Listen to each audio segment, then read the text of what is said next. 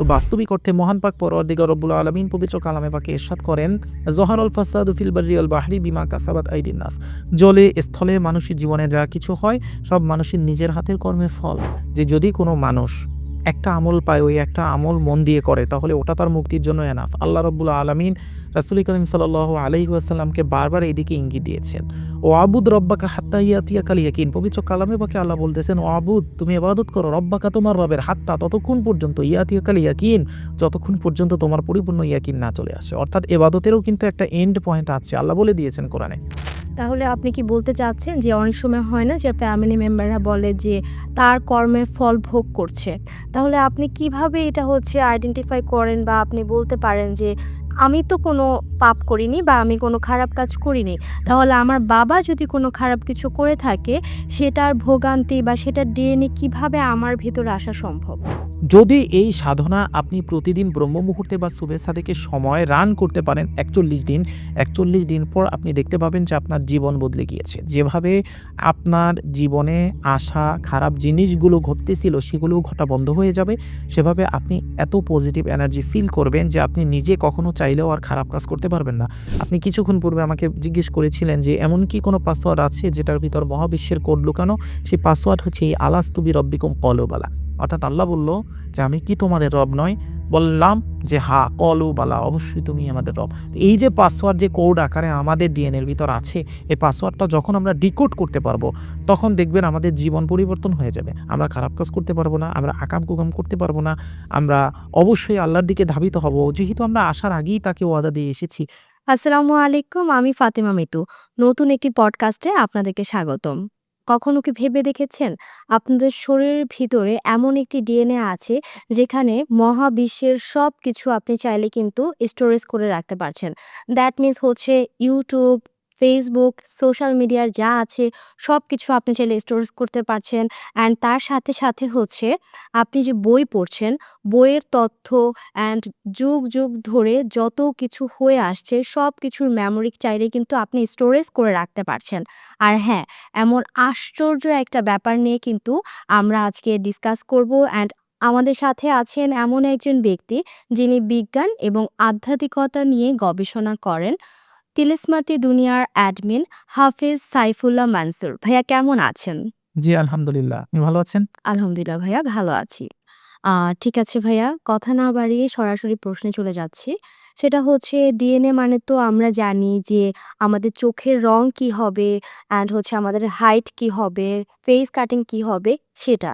But ডিএনএর ভিতরে কি এমন কোনো কোড লুকিয়ে আছে, মানে এমন কোনো গোপন কোড লুকিয়ে আছে যেটা আমাদেরকে মানব থেকে মহামানবে পরিণত করতে পারে?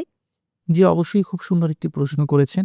বাস্তবিক অর্থে বিজ্ঞানীরা আধুনিক ল্যাবরেটরিতে যেটা আবিষ্কার করেছে সেটা যদি সাধারণ মানুষ শোনে, তাহলে সাধারণ মানুষের মস্তিষ্ক হেলে যাবে। হুম, হার্ভার্ড বিশ্ববিদ্যালয়ের কিছু বিজ্ঞানীরা এটা আবিষ্কার করেছে যে মাত্র ১ গ্রাম ডিএনএর ভিতর ২১৫ পেটাবাইট ডেটা আপনার স্টোর করা যায়। ২১৫ পেটাবাইট। ২১৫ পেটাবাইট মানে কি? এটা গুগল করলে আপনারা দেখতে পাবেন, বা হুম, গুগলে আসবেই না এই সংখ্যাটা। এত বড় পরিমাণ একটা সংখ্যা। এই ২১৫ পেটাবাইট ডাটা স্টোরেজ করা যায় মাত্র ১ গ্রাম ডিএনএর ভিতর। হুম, তাহলে যদি আমরা হিসাব করি যে ১ গ্রাম ডিএনএর ভিতর ২১৫ পেটাবাইট ডাটা আপনার স্টোর করা যায়, সেক্ষেত্রে ১ কেজি ডিএনএর ভিতরে এই বিশ্বে যত কিছু আছে সবকিছু স্টোর করা সম্ভব। অর্থাৎ আমাদের এই পৃথিবীতে আমরা যা কিছু দেখতে পাচ্ছি, যত ডাটা দেখতে পাচ্ছি, যা কিছু আছে, যত বই আছে, সবকিছু যদি আমরা ডিএনএর ভিতর সংরক্ষণ করতে চাই, তাহলে বিজ্ঞানীদের এই আবিষ্কারের হিসাবে ১ গ্রাম ডিএনএতে আমরা ২১৫ পেটাবাইট ডাটা সংরক্ষণ করতে পারতেছি। তাহলে ১ কেজি ডিএনএতে আমরা এই বিশ্বের সকল ডাটা সংরক্ষণ করতে পারবো। ডিএনএ কোনো সাধারণ কেমিক্যাল না। এটা মহাবিশ্বের সবচেয়ে শক্তিশালী এবং বায়োলজিক্যাল একটি হার্ড ড্রাইভ আপনি বলতে পারেন। কি বলেন ভাইয়া? আমাদের শরীরের ১ গ্রাম ডিএনএতে এত ডাটা লুকিয়ে আছে, তাহলে আমাদের শরীরে যে ট্রিলিয়ন ট্রিলিয়ন ডিএনএ আছে, তার ভেতরে কত ডাটা তাহলে লুকিয়ে আছে আপনি বলতে চাচ্ছেন? বাস্তবিক অর্থে এখানেই আমাদের আধ্যাত্মিকতার মেইন দ্বার ওপেন হয়। হুম, পবিত্র কালামে পাকে মহান পাক পরওয়ারদিগার রব্বুল আলামিন এরশাদ ফরমান, বাল হুয়া কুরআনুম মাজিদ ফি লাওহে মাহফুজ। অর্থাৎ লাওহে মাহফুজে এই কোরআন সংরক্ষিত রয়েছে। কোরআনে একটি শব্দ রয়েছে লাওহে মাহফুজ বা সংরক্ষিত ফলক। যেখানে সৃষ্টির শুরু থেকে শেষ পর্যন্ত যা কিছু হবে সবকিছু হচ্ছে লিপিবদ্ধ করা আছে। সুফি সাধক ও আউলিয়াগণ বলে গিয়েছেন, যাহা কিছু আছে বিশ্ব ব্রহ্মাণ্ডে তাহা কিছু আছে এই মানব ভাণ্ডে। অর্থাৎ এই বিশ্ব জগতে আমরা যা কিছু দেখতে পাচ্ছি তা সবকিছু ক্ষুদ্রভাবে অর্থাৎ কোনো না কোনোভাবে আমাদের এই মানব শরীরের ভিতরও আছে। আপনার শরীরের ভিতরে এই ডিএনএ হলো সেই মহাজাগতিক লাউহে মাহফুজের একটা ক্ষুদ্র মাইক্রোস্কোপিক ভার্সন। যেটাকে বাস্তবিক অর্থে আমরা বলতে পারি যে লাউহে মাহফুজের একটা ক্ষুদ্র চিপ বা একটা ক্ষুদ্র প্রতিচ্ছবি আমাদের শরীরের ভিতর আল্লাহ রাব্বুল আলামিন স্থাপন করে দিয়েছেন, যেটা এই ডিএনএ। হুম। তো এই ডিএনএর মধ্যে কি আছে? বাস্তবিক অর্থে আপনি কে? আপনার রূহ কোথা থেকে এসেছে? আপনি ভবিষ্যৎ জীবনে কি করবেন? এই পৃথিবীতে আল্লাহ আপনাকে কি দায়িত্ব নিয়ে পাঠিয়েছে? আপনার কর্ম কেমন হবে? কর্মের পর সেই কর্মের ফল আপনি কিভাবে ভোগ করবেন? ইচ অ্যান্ড এভরিথিং বাস্তবিক অর্থে একজন মানুষের ডিএনএর ভিতর লিপিবদ্ধ রয়েছে। বুঝতে পেরেছেন? এক কথায় আমি যদি বলি তাহলে আপনার জীবনের যে উদ্দেশ্য, আপনার জীবনের সবকিছুর কোড এই ডাবল হেলিক্স ডিএনএর ভিতর ঘুমিয়ে আছে। তাহলে আপনি কি বলতে চাচ্ছেন যে আমার যে বাবা আছেন তার কর্ম, আমার যে দাদা আছেন আ তারা যে কর্ম করেছে সেটার ডিএনএও হচ্ছে আমাদের ভিতরে লুকিয়ে আছে? হ্যাঁ, অবভিয়াসলি লুকিয়ে আছে এবং লুকিয়ে থাকবে, এটাই স্বাভাবিক। আপনার পিতা-মাতা, আপনার বাবা এবং আপনার বংশের অন্য মানুষদের করা কর্মের ফল এবং সেই কর্মের যে ডেটা সেটাও হচ্ছে আপনার ডিএনএর ভিতর কোনো না কোনোভাবে লুকিয়ে আছে। এ কারণে এই প্রশ্নটা আমাদের মাঝে উঠেই আসে যে যদি ডিএনএর ভিতর সবকিছু লুকায়িত থাকে হুম। তাহলে তো বাস্তবিক অর্থে আমার নিজের আর কোনো কন্ট্রোলই থাকে না। আমি কি জাস্ট একটা প্রোগ্রাম করা রোবট? যেহেতু সবকিছুই আমার ডিএনএর ভিতর লেখা আছে। তাহলে তো আমি নিজের ইচ্ছায় কিছু করতেই পারতেছি না। তো যেহেতু ডিএনএর ভিতর সব লেখা আছে তো প্রোগ্রাম করা একটা রোবট ছাড়া আমি কিছুই না। এরকম প্রশ্ন এরাইজ হবে। তো বাস্তবিক অর্থে মহান পাক পরওয়ারদিগার রব্বুল আলামিন পবিত্র কালামে পাকে ইরশাদ করেন, "যহারাল ফাসাদু ফিল বাররি ওয়াল বাহরি বিমা কাসাবাত আইদিন নাস।" জলে, স্থলে মানুষের জীবনে যা কিছু হয় সব মানুষের নিজের হাতের কর্মের ফল। কথা বুঝতে পেরেছেন? তো আমি কিছুক্ষণ পূর্বে আপনাকে বললাম যে আপনার পিতা-মাতা বা আপনার দাদা তাদের ডিএনএর তথ্যগুলো আপনার ডিএনএর ভিতর কোনো না কোনো জায়গায় লিপিবদ্ধ করা আছে বা সংরক্ষিত আছে। কিন্তু বাস্তবিক অর্থে বিজ্ঞানীরা কিছুদিন পূর্বে এই ২০ বছর আগে বিজ্ঞানীরা মনে করতেন বাস্তবিক অর্থে ডিএনএ কখনো পরিবর্তন করা যায় না। যেহেতু আমি আপনাকে বললাম যে এরকম একটা কোয়েশ্চেন অ্যারাইজ হওয়া স্বাভাবিক যে যদি আমার ডিএনএর ভিতর সব পূর্ব থেকেই লিপিবদ্ধ থাকে তাহলে তো আমি বাস্তবিক অর্থে নিজ ইচ্ছে কিছু করতেই পারতেছি না। তাহলে আমার তো নিজের কোনো ব্যক্তি স্বাধীনতা নাই। আমি একটা প্রোগ্রাম করা রোবটের মতো হয়ে যাব। কিন্তু ব্যাপারটা হচ্ছে আমাদের কর্মের মাধ্যমে আমরা আমাদের এই ডিএনএও পরিবর্তন করতে পারি। ২০ বছর পূর্বেও বিজ্ঞানীরা এটা ভাবতো যে ডিএনএ বাস্তবিক অর্থে কখনো পরিবর্তন করা যায় না। কিন্তু ২০ বছর পরে অর্থাৎ এই ২০ বছর আগে রিসেন্টলি বিজ্ঞানীরা বাস্তবিক অর্থে সায়েন্সের এমন একটা নতুন শাখা উন্মোচন করতে পেরেছেন যেটার নাম হচ্ছে এপিজেনেটিক্স। এই বিজ্ঞানের এই শাখায় বিজ্ঞানীরা এটা প্রমাণ করেছেন যে আপনার চিন্তাধারা, আপনার খাদ্য অভ্যাস, আপনার আবেগ, আপনার কর্ম যা কিছু আছে আপনি সবকিছু চাইলে কোনো না কোনোভাবে চেঞ্জ করতে পারেন এবং এর খুবই একটা গুরুতর প্রভাব আপনার ডিএনএতে পড়ে। অর্থাৎ এক কথায় আমাদের ডিএনএর ভিতর যেই ইনফরমেশন বা তথ্যগুলো স্টোরেজ রয়েছে, যেই কোডগুলো স্টোরেজ রয়েছে, আমরা আমাদের কর্মের মাধ্যমে, আমরা আমাদের অভ্যাসের পরিবর্তনের মাধ্যমে আমরা এটা অতি ইজিলি পরিবর্তন করতে পারি। এর মানে হচ্ছে আমরা কোনো প্রোগ্রাম করা রোবট না। অর্থাৎ কেউ বলতে পারবে না যে আমার ডিএনএর ভিতর আগে থেকে প্রোগ্রাম ছিল, তাই আমি আকাম-কুকাম করেছি। ব্যাপারটা এমন না। আমরা আমাদের কর্মের মাধ্যমে এটা চেঞ্জ করতে পারি এবং এটা বাস্তবিক অর্থে বিজ্ঞানীরা এই ২০ বছর পরে এই রিসেন্টলি এটা হচ্ছে আবিষ্কার করেছেন এবং এ বিষয়ে যেই বিজ্ঞানের শাখায় আলোচনা করা হয় সেটাকে বলা হয় এপিজেনেটিক্স। আমরা যদি অন্য কোনো ধর্মের দিকে তাকাই, তাহলে সনাতন ধর্মের দিকে যদি আমরা তাকাই সেখানে কর্মফল বলতে একটা গুরুত্বপূর্ণ টার্ম রয়েছে যে, যে যেই কর্ম করুক না কেন সেই কর্ম তাকে ভোগ করতে হবে। আপনার পূর্বপুরুষরা যে পাপ করেছেন বা যে ট্রমার ভিতর দিয়ে গিয়েছেন তার জেনেটিক মেমোরি কিন্তু আপনার ডিএনএতে রয়ে গেছে। এজন্যই দেখবেন বিনা কারণে অনেকেই জীবনে চরম দুর্ভাগ্য বা ব্লোকেজ ফেস করে। অর্থাৎ এমন কিছু কাহিনী ঘটে যে কাহিনীগুলো বাস্তবিক অর্থে মানুষের হাতে থাকে না। এগুলো তার ডিএনএর ভিতরে সংরক্ষিত হওয়া পূর্বর যে খারাপ কর্ম রয়েছে সেই খারাপ কর্মের ফল। কিছুক্ষণ পূর্বে আমি আপনাকে একটা কোরআনের আয়াত শোনালাম, "যহরাল ফাসাদু ফিল বাররি ওয়াল বাহরি বিমা কাসাবাত আইদিন নাস।" জলে স্থলে যা কিছু হয় সব মানুষের নিজের হাতের কর্মের ফল। সুতরাং আমরা আলোচনা থেকে মেইনলি বুঝতে পারলাম যে আমরা কোনো প্রোগ্রাম করা রোবট না এবং আমাদের এই ডিএনএর ভিতর বাস্তবিক অর্থে আমাদের বাবা-দাদা তাদের কৃতকর্মেরও ছাপ বিদ্যমান থাকে। তাহলে আপনি কি বলতে চাচ্ছেন যে অনেক সময় হয় না যে ফ্যামিলি মেম্বাররা বলে যে তার কর্মের ফল ভোগ করছে। তাহলে আপনি কিভাবে এটা আইডেন্টিফাই করেন বা আপনি বলতে পারেন যে আমি তো কোনো পাপ করিনি বা আমি কোনো খারাপ কাজ করিনি। তাহলে আমার বাবা যদি কোনো খারাপ কিছু করে থাকে সেটার ভোগান্তি বা সেটার ডিএনএ কিভাবে আমার ভেতরে আসা সম্ভব? আপনার প্রশ্ন কিন্তু সুন্দর। আমার কথার ভিতরে আপনি খেয়াল করলে দেখতে পাবেন, আমি কিন্তু এই কথাটা বলেছি যে আপনার বাবা, আপনার দাদা যেই ভুল কর্মগুলো করেছে সেটার ছাপ আপনার ডিএনএ এর ভিতর আছে। আমি কিন্তু বলি নাই যে সেই ভুল কর্ম বা সেই পাপ আপনার ডিএনএ এর ভিতর আছে।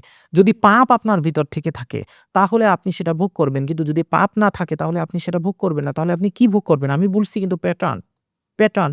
আমি কিছুক্ষণ পূর্বে আলোচনায় এটা বলেছি, খেয়াল করেন যে আপনি কে, আপনি কোথা থেকে এসেছেন, আপনি কি করবেন, আপনি কোথায় যাবেন, এই সবকিছু বাস্তবিক অর্থে প্রোগ্রামড করা আপনার ডিএনএর ভিতর।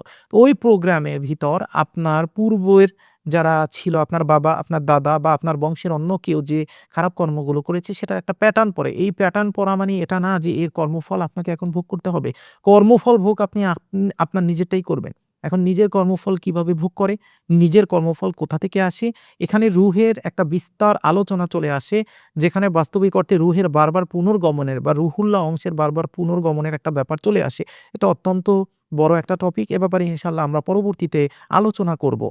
তো আপনি আমাকে প্রশ্ন করতে পারেন যে আমার বাপ, আমার দাদা তাদের জিনিসগুলোই আমাদের শরীরের ভিতর বা আমাদের ডিএনএ এর ভিতর সেভ আছে, অন্য কিছু না। তো আমি এখানে বলব যে শুধু বাপ আর শুধু দাদার না।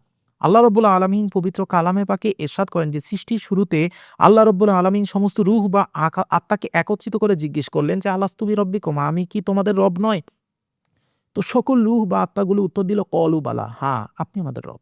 তো আল্লাহ রাব্বুল আলামিনকে আমাদের রূহ বা আত্মাগুলো যে এই প্রতিশ্রুতি দিয়ে আসলো যে, "হে রব, আমি আপনাকে আমাদের রব মানলাম এবং আমি আপনাকে আমার সব মানলাম, মেনে আমি পৃথিবীতে আসলাম।" সেটাও আপনার এবং আমার ডিএনএ এর ভিতর কোনো না কোনো জায়গায় সেটা সেভ করা রয়েছে।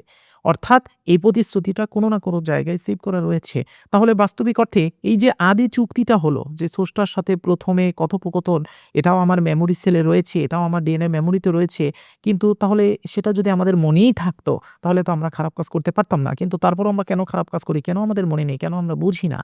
এর কারণ হচ্ছে যে দুনিয়ার এই ভেজাল খাবার, মায়া আর সিস্টেমের চাপে আমাদের পিনিয়াল গ্ল্যান্ডটা সম্পূর্ণরূপে ডিএক্টিভেট হয়ে যায়। যার কারণে আমরা আমাদের সেই আদি পাসওয়ার্ডটাই ভুলে গিয়েছি। আপনি কিছুক্ষণ পূর্বে আমাকে জিজ্ঞেস করেছিলেন যে এমন কি কোনো পাসওয়ার্ড আছে যেটার ভিতর মহাবিশ্বের কোড লুকানো? সেই পাসওয়ার্ড হচ্ছে এই আলাস্তু বিরব্বিকুম ক্বালু বালা। অর্থাৎ আল্লাহ বলল যে, "আমি কি তোমাদের রব নয়?"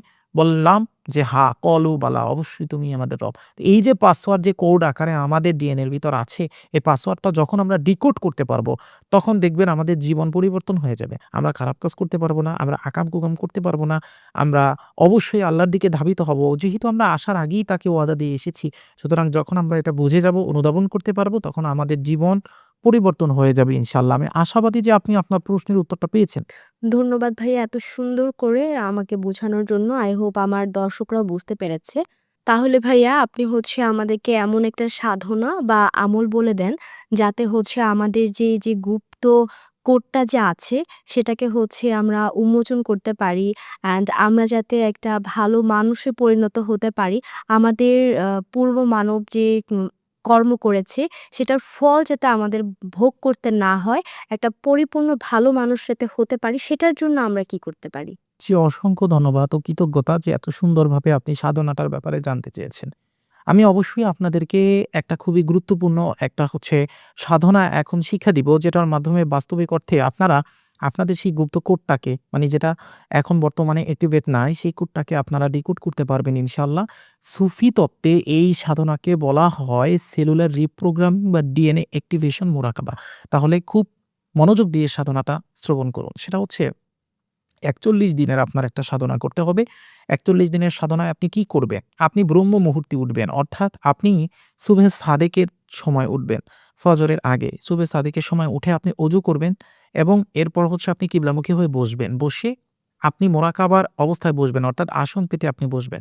কিবলামুখী হয়ে বসে আপনি চোখ বুজে এটা ভিজুয়ালাইজ করবেন যে আপনার যে মূলাধার চক্র রয়েছে, মূলাধার চক্র হচ্ছে আপনার নাভির নিচের যে চক্রটা, ওখান থেকে আল্লাহ রাব্বুল আলামিনের একটা জ্যোতিষ্ক বা একটা নূরের কণা আস্তে, আস্তে একটা সর্পের আকারে উপরের দিকে উঠতেছে এবং আপনার মস্তিষ্ক থেকে বের হয়ে মহাবিশ্বের সাথে মিশে যাচ্ছে। এটা আপনাকে সর্বপ্রথম ৫ মিনিট ভিজুয়ালাইজ করতে হবে। ৫ মিনিট ভিজুয়ালাইজ করার পর এবার আপনাকে ভিজুয়ালাইজ করতে হবে যে বাস্তবিক অর্থে আপনার শরীরের প্রত্যেকটা কোষে, প্রত্যেকটা অঙ্গে, প্রত্যেকটা রক্তকণিকা থেকে শুরু করে সমস্ত শরীরের সব জায়গায় প্রত্যেকটা কোষের একদম ক্ষুদ্র, ক্ষুদ্র কোষ যেটা রয়েছে সেখানেও যে ডিএনএ গুলো আছে সেই ডিএনএ গুলো বাস্তবিক অর্থে কম্পিত হচ্ছে এবং সেখান থেকে হচ্ছে আপনার যে ব্লকেজ গুলো আছে ব্লকেজ গুলো খুলে যাচ্ছে। এটা আপনাকে ভিজুয়ালাইজ করতে হবে। এই ভিজুয়ালাইজেশনটা আপনি করবেন হচ্ছে ৫ মিনিট। আমি ১ম বললাম ৫ মিনিট ভিজুয়ালাইজেশন করবেন নূরের কণা সর্প আকারে উপরের দিকে মাথা থেকে মহাবিশ্বে মিশে যাচ্ছে এটা। এরপর আপনি ৫ মিনিট ভিজুয়ালাইজ করবেন যে আপনার শরীরের প্রত্যেকটা অঙ্গ-প্রত্যঙ্গ, প্রত্যেকটা কোষ, প্রত্যেকটা জায়গায় যে ডিএনএ আছে সেগুলো ব্লকেজ অবস্থায় আছে সেটা একা, একা খুলে যাচ্ছে। এটা ৫ মিনিট ভিজুয়ালাইজ করার পর এবার হচ্ছে আপনার মেইন কাজ সেটা হচ্ছে আপনি মহান পাক পরওয়ারদিগার রব্বুল আলামিনের একটা ইসমে আজম আছে ইয়া হাইয়ু ইয়া কাইয়্যুম। ইয়া হাইয়ু ইয়া কাইয়্যুম। এই ইসমে আজমটাকে আপনি ৩৩৩ বার পড়বেন। মুখ থেকে জোরে, জোরে পড়বেন না। আপনি ভিতর থেকে পড়বেন। আপনার ভিতর থেকে আসবে। আপনি মনে করবেন যে আপনার নাভির ভিতর থেকে ইয়া হাইয়ু ইয়া কাইয়্যুম এটা হচ্ছে জপ করে উপরের দিকে উঠতেছে। অর্থাৎ এটা সম্পূর্ণভাবে আপনার ভিজুয়ালাইজ করতে হবে। তখন আপনি এটা গুনবেন হাতে, হাতে যে আপনার ৩৩৩ বার হয়েছে কিনা। ৩৩৩ বার যখন আপনি এটা পড়বেন, পড়ার পর পুনরায় হচ্ছে আপনি ভিজুয়ালাইজ করবেন যে আপনার শরীরের সকল জিনগুলো, ডিএনএ গুলো খুলে যাচ্ছে, ওপেন হয়ে যাচ্ছে। এই ভিজুয়ালাইজ আবার আপনি ৫ মিনিট করবেন। করার পর আপনার ওই দিনের সাধনা শেষ। ইন টোটাল আপনি যদি এই ভিজুয়ালাইজেশন করেন তাহলে ৩৩৩ বার ওই এসএম পড়তে আপনার সময় লাগবে হাইয়েস্ট হলে ১০ মিনিট থেকে ১৫ মিনিট। আর ওখানে ধরেন আপনার আরও ১৫ মিনিট হচ্ছে ভিজুয়ালাইজেশনে গেল। ইন টোটাল ৩০ মিনিট আপনার প্রতিদিন সাধনা করতে হবে। যদি এই সাধনা আপনি প্রতিদিন ব্রহ্ম মুহূর্তে বা সুবহে সাদেকে সময় রান করতে পারেন ৪১ দিন, ৪১ দিন পর আপনি দেখতে পাবেন যে আপনার জীবন বদলে গিয়েছে। যেভাবে আপনার জীবনে আসা খারাপ জিনিসগুলো ঘটতেছিল সেগুলোও ঘটা বন্ধ হয়ে যাবে। সেভাবে আপনি এত পজিটিভ এনার্জি ফিল করবেন যে আপনি নিজে কখনো চাইলেও আর খারাপ কাজ করতে পারবেন না। একটা মানুষ এমন একটা স্থানে চলে যাবে, এমন একটা পর্যায়ে চলে যাবে যে সে চাইলেও আর খারাপ কাজ করতে পারবে না। আছে না যে আমি চাইলেও মিথ্যা বলতে পারি না, আমি চাইলেও একটা খারাপ কাজ করতে পারি না। এরকম একটা অবস্থায় আপনি চলে যাবেন এবং আল্লাহ রাব্বুল আলামিন এই পবিত্র ইসমে আজমের বরকতে আপনার ডিএনএর ভিতরে সেই গুপ্ত কোডগুলো উন্মুক্ত করে দিবেন এবং এই পবিত্র ইসমে আজমের বরকতে যত পবিত্র এবং পজিটিভ জিনিস আছে তা আপনার দিকে ধাবিত করবেন ইনশাআল্লাহ। ধন্যবাদ। এত সুন্দর করে আসলে আপনি আমাদেরকে বুঝান যে আমরা মানে এপিসোড আমাদের মনে হয় যে শেষ না করি, জাস্ট শুনে যাই। আমরা প্রত্যেকবারই হচ্ছে আপনার কথা শুনি, মুগ্ধ হই। আর আমাদের আসলে শুধু উপকারই হচ্ছে। অসংখ্য ধন্যবাদ। অসংখ্য ধন্যবাদ আপনার মূল্যবান সময় থেকে আমাদেরকে সময় দেওয়ার জন্য। আসলে মানুষ তো আমরা সবাই, বাট হচ্ছে মহামানব কতজন হতে পারে এত সুন্দরভাবে বুঝিয়েছেন। আশা করছি আমার যে দর্শকরা আছেন আপনাদের এপিসোডটা খুব ভালো লেগেছে। অ্যান্ড আমাদের দর্শকের উদ্দেশ্যে যদি কিছু বলতেন। এখানে বাস্তবিক অর্থে দর্শকের উদ্দেশ্যে আমার কিছুই বলার নেই। বলার শুধু একটা কথা সেটা হচ্ছে যে যদি কোনো মানুষ একটা আমল পায়, ওই একটা আমল মন দিয়ে করে তাহলে ওটা তার মুক্তির জন্য এনাফ। আল্লাহ রাব্বুল আলামিন রাসূল করিম সাল্লাল্লাহু আলাইহি ওয়াসাল্লামকে বারবার এইদিকে ইঙ্গিত দিয়েছেন। ওয়াবুদ রব্বাকা হাত্তা ইয়াতিয়াকাল ইয়াকিন। পবিত্র কালামে পাকে আল্লাহ বলতেছেন, ওয়াবুদ তুমি ইবাদত করো রব্বাকা তোমার রবের হাত্তা ততক্ষণ পর্যন্ত ইয়াতিয়াকাল ইয়াকিন যতক্ষণ পর্যন্ত তোমার পরিপূর্ণ ইয়াকিন না চলে আসে। অর্থাৎ ইবাদতেরও কিন্তু একটা এন্ড পয়েন্ট আছে। আল্লাহ বলে দিয়েছেন কোরআনে। তো এ কারণে আমাদের মানুষের স্বভাব এত বাজে যে এই বাজে স্বভাবে কখনোই পরিপূর্ণ ইয়াকিন আনা পসিবলই না। এ কারণে যারা মুফাসসিরগণ রয়েছেন তারা এই ইয়াকিনের স্থানে মৃত্যু লিখে দিয়েছেন। অর্থাৎ মৃত্যুর আগ পর্যন্ত কেউ ইয়াকিন করতেই পারবে না। এখানে মৃত্যুর আগ পর্যন্ত ইবাদত করতে হবে। তো বাস্তবিক অর্থে আল্লাহ রাসূল ইরশাদ করেন, আখলিস দীনাকা ইয়াকফিকাল আমালুল কলিল। তোমার ঈমানকে খাঁটি করো, তোমার অল্প আমল নাজাতের জন্য যথেষ্ট হবে। তো আমার দর্শকদেরকে আমি এটাই বলব যে যেই সাধনাটুকু আমি শিক্ষা দিলাম ইয়াকিন খাঁটি রেখে রিয়াসাতের সাথে মাত্র ০.৫ ঘন্টা, বেশি না, প্রতিদিন মাত্র ০.৫ ঘন্টা ৪১ দিন করে দেখেন। ইনশাআল্লাহ তাআলা আপনার জীবন পরিবর্তন হয়ে যাবে। ধন্যবাদ। আশা করছি আমার দর্শকদের আজকে আমাদের প্রোগ্রামটি খুব ভালো লেগেছে অ্যান্ড আপনারা অনেক কিছু জানতে পেরেছেন, শিখতে পেরেছেন। আমার তো বেশ ভালো লেগেছে। নেক্সটে আপনাদের সাথে দেখা হবে নেক্সট কোনো পডকাস্টে, নেক্সট কোনো এপিসোডে অ্যান্ড নতুন কিছু নিয়ে। ধন্যবাদ সবাইকে। আল্লাহ হাফেজ।